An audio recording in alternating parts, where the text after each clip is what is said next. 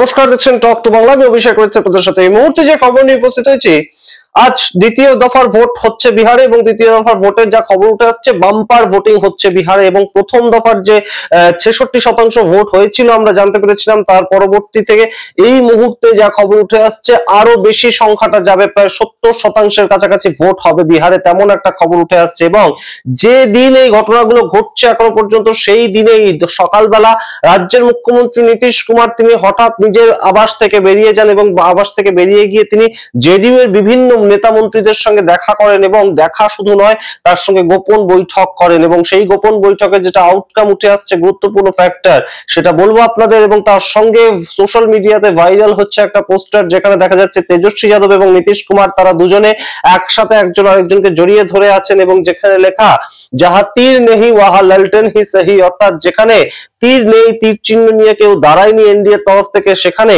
মানুষ লণ্ঠন ছাপ, অর্থাৎ তেজস্বী যাদবের আরজেডি পার্টি তাদেরকে বেছে নেবে। এই যে বিষয়গুলো উঠে আসছে দ্বিতীয় দফা ভোটের দিন, অবশ্যই তাৎপর্যপূর্ণ। এবং তাছাড়াও আরজেডির তরফ থেকে বিভিন্ন ধরনের এক্স হ্যান্ডেলে টুইট করা হচ্ছে। সমস্তটা মিলিয়ে আজকে দ্বিতীয় দফার ভোট অত্যন্ত তাৎপর্যপূর্ণ হয়ে উঠছে এবং বিভিন্ন জেলা থেকে যা খবর উঠে আসছে, ভোটিং কেমন হচ্ছে, সমস্তটা জানাবো আপনাদের। তার আগে অবশ্যই টক টু বাংলা ইউটিউব চ্যানেলটিকে সাবস্ক্রাইব করে নিয়ে ভিডিও দেখুন শেষ অবধি, স্কিপ না করে। আপনারা জানেন প্রথম দফার যে নির্বাচনটা হয়েছিল, প্রথম দফার নির্বাচনে 66% ভোট, সেটা অবশ্যই বিহারের যে কোনো ভোটের তুলনায় অনেকটা বেশি এবং 8.5% বেশি 2024-এর লোকসভা নির্বাচনের তুলনায়। সেই জায়গা থেকে মানুষ কিন্তু অবশ্যই প্রথম থেকেই স্বতঃস্ফূর্তভাবে ভোট দিচ্ছেন। বিহারে এবার একটা বদলের ছবি ধরা পড়তে পারে, তেমন অনেকেই বলছেন। কিন্তু এবার দ্বিতীয় দফা নির্বাচনের ক্ষেত্রে আমরা যেটা দেখতে পাচ্ছি, দুপুর 1টা পর্যন্ত 47.62% ভোট পার্সেন্টেজ অলরেডি পড়ে গিয়েছে, অর্থাৎ মোট ভোটারের প্রায় 50%-এর কাছাকাছি মানুষ দুপুর 1টার মধ্যে ভোট দিয়ে দিয়েছেন। অনেক বেশি পরিমাণ ভোট পার্সেন্টেজ হওয়া উচিত।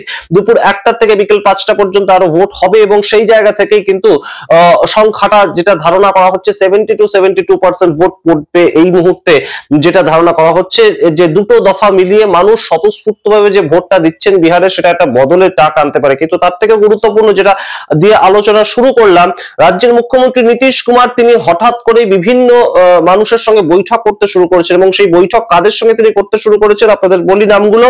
বিজয় চৌধুরীর নাম আপনারা জানেন, নীতিশ কুমারের একদম ডান হাত। তার পরবর্তী অশোক চৌধুরী অবশ্যই নীতিশ কুমারের একদম প্রথম থেকে যারা জেডিইউ এর একদম নীতিশ কুমারের ডান দিকে বাদিকে থাকেন, তারা এই বিজয় চৌধুরী এবং অশোক চৌধুরী দুজনেই। এবং তার সঙ্গে আরেকজন নেতা আপনাদের মনে রাখতে হবে যে লাল্লান সিং ইদানিং কালে হয়তো বিজেপির হয়ে কথা বলছেন, বিজেপির হয়ে সুর চড়াচ্ছেন নরেন্দ্র মোদীর র্যালিতে, তাকেই দেখা গিয়েছে পাটনাতে। কিন্তু লাল্লান সিং কিন্তু হার্ডকোর একজন জেডিইউ এর সমর্থক এবং তার সঙ্গে নেতা, এবং তার রাজনীতিটাই শুরু হয়েছিল নীতিশ কুমারের ছত্রছায়ায়। এখনো পর্যন্ত তিনি কিন্তু কেন্দ্রীয় মন্ত্রী এবং জেডিইউ এর পক্ষ থেকে সাংসদ। সেই লাল্লান সিং, তার বাড়িতেও গিয়েছিলেন আজকে নীতিশ কুমার এবং তার সঙ্গে দীপক কুমার। এই চার নেতা, বিজয় চৌধুরী, অশোক চৌধুরী, লাল্লান সিং, দীপক কুমার, এই চারজনের বাড়িতেই হঠাৎ করে মুখ্যমন্ত্রী গেলেন এবং গোপন বৈঠকে তারা সবাই সামিল হলেন। এটা কিন্তু গুরুত্বপূর্ণ একটা ফ্যাক্টর। যদিও লাল্লান সিং কে নিয়ে অনেক ধরনের বক্তব্য রিসেন্ট সময় আমরা শুনতে পেয়েছি। লাল্লান সিং তিনি বিজেপি মুখী হয়ে যাচ্ছেন, অমিত শাহের সমস্ত শেখানো গুলি তিনি বলছেন। কারণ অমিত শাহ কয়েকদিন আগে যখন বলেছিলেন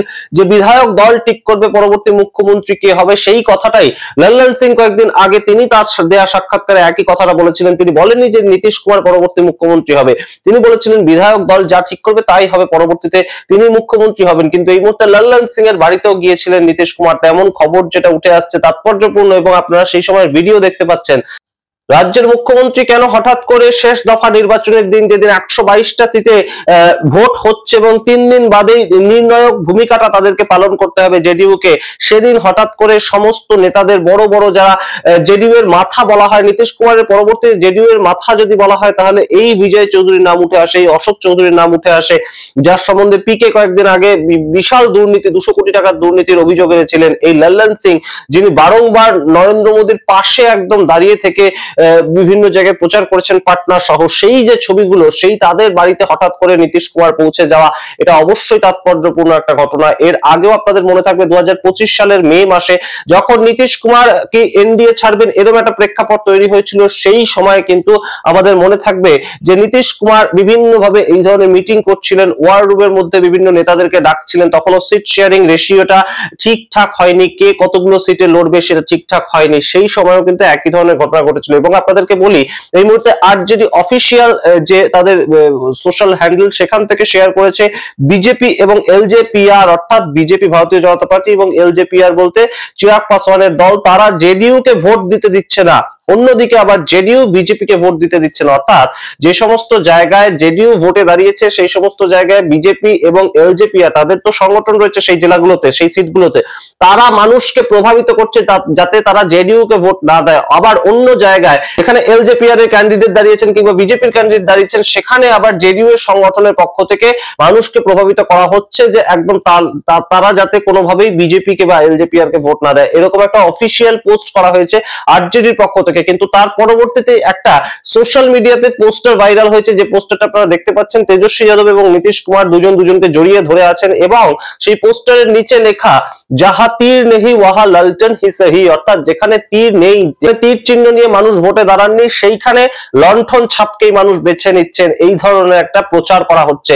সেই জায়গাগুলো কিন্তু অবশ্যই তাৎপর্যপূর্ণ, কারণ এই মুহূর্তে ভারতীয় জনতা পার্টি তাদের ওপর থেকে যে চাপটা নীতিশ কুমারের উপর দেওয়া হচ্ছে, নীতিশ কুমারকে যে অবজ্ঞার মুখোমুখি হতে হচ্ছে, সেই অবজ্ঞা কিন্তু কখনোই নীতিশ কুমারের প্রাপ্য নয়। কারণ নীতিশ কুমার ছিলেন এই এনডিএ যে সরকারটা চলছিল তার মুখ, এবং নীতিশ কুমার অসুস্থ হয়ে যেতে পারে, নীতিশ কুমার অশীতিপর হয়ে যেতে পারেন, শারীরিকভাবে তার যে আগের যে কৌশল ছিল তিনি হয়তো তেমন এখন আর গ্রহণ করতে পারছেন না, সিদ্ধান্ত নিতে পারছেন না, সমস্তটাই ঠিক, কিন্তু নীতিশ কুমারের ফেস ভ্যালু সেটার যে একটা দাম রয়েছে সেটা নীতিশ কুমার বুঝিয়ে দিচ্ছেন প্রতি পদক্ষেপে। নীতিশ কুমার একদিনও কিন্তু নরেন্দ্র মোদীর সঙ্গে সভাবে যাননি, নীতিশ কুমার পরবর্তীতে এই ভোট চলাকালীন একবারও কিন্তু অমিত শাহের সঙ্গে কোনো সভায় যাননি। তাই জন্য নীতিশ কুমারের নীতি এই মুহূর্তে কি হতে চলেছে, 14ই নভেম্বরের পরবর্তী সভায় নীতিশ কুমার ঠিক কোন দিকে থাকবেন সেটা নীতিশ কুমারই একমাত্র জানেন। এবং অবশ্যই এই মুহূর্তে এই যে 4টে বাড়িতে গিয়ে তিনি বৈঠক করলেন, একজন রাজ্যের মুখ্যমন্ত্রী 4জন নেতাকে ডেকে নিতে পারতেন তার বাড়িতে, সেটা তিনি করলেন না, তিনি 4জনের বাড়িতে আলাদা আলাদা করে গেলেন। এখন তাদেরকে গিয়ে ওয়ার্নিং দিলেন নাকি তাদেরকে গিয়ে অন্য রণকৌশলের কথা তিনি বিস্তারিতভাবে ব্যাখ্যা করলেন বা আলোচনা করলেন সেটা সময় বলবে। কিন্তু এই মুহূর্তে যে পোস্টার ঘুরে বেড়াচ্ছে, যে ধরনের কথাবার্তা বিহারের মাটিতে রাজনৈতিক ভাবে ঘুরে বেড়াচ্ছে, সেটা কিন্তু অবশ্যই বেশ খানিকটা পাল্টে দেওয়ার হাওয়া এবং পাল্টে দেওয়ার ছবি। এবং জেডিইউ কে কিন্তু আপনাদের মনে রাখতে হবে, জেডিইউ কে কখনোই কিন্তু রীতিমতন বিদ্ধ করে যে কথা বলা সেটা তেজস্বী যাদব করছেন না, সেটা রাবড়ি দেবী করছেন না, তারা বরঞ্চ বলছেন যে জেডিইউ এর সঙ্গে অন্যায় করছে বিজেপি। এই যে বিষয়গুলো সামনে উঠে আসছে, এটা কিন্তু একটা বড় সড়ো অভিঘাত নেমে আসতে পারে ভারতীয় জনতা পার্টির উপর। ভারতীয় জনতা পার্টি হয়তো সম্পূর্ণ বিহারের যে পলিটিক্সটা সেটাকে একনাথ শিন্ডের মতন একদম মহারাষ্ট্রের সঙ্গে তুলনা করে ফেলেছিলেন, একনাথ শিন্ডেকে একদম ভাঙিয়ে নিয়ে আসবেন, তার পরবর্তীতে দেবেন্দ্র ফডনবিসকে মুখ্যমন্ত্রী বানিয়ে দেবেন, সেটা হয়তো বিহারের ক্ষেত্রে হবে না।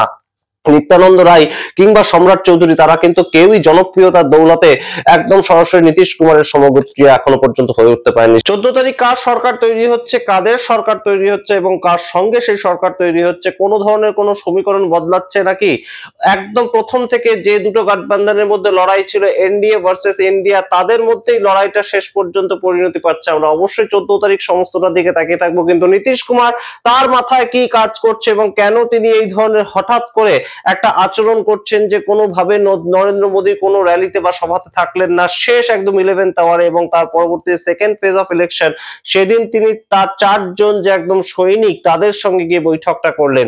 এগুলোর কি ভিত্তি, এগুলোর কি পরিণাম শেষ পর্যন্ত বেরিয়ে আসে, অবশ্যই আমরা নজর রাখবো। আপনারা কি মনে করেন অবশ্যই সামগ্রিক প্রতিবেদনের ভিত্তিতে কমেন্ট বক্সে কমেন্ট করুন। দেখতে থাকুন টক টু বাংলা। অবশ্যই টক টু বাংলা প্রত্যেকটি ভিডিও লাইক করুন, কমেন্ট করুন, শেয়ার করুন আপনাদের সোশ্যাল হ্যান্ডেলে এবং অবশ্যই টক টু বাংলা ইউটিউব চ্যানেলটিকে সাবস্ক্রাইব করে দিন। ধন্যবাদ।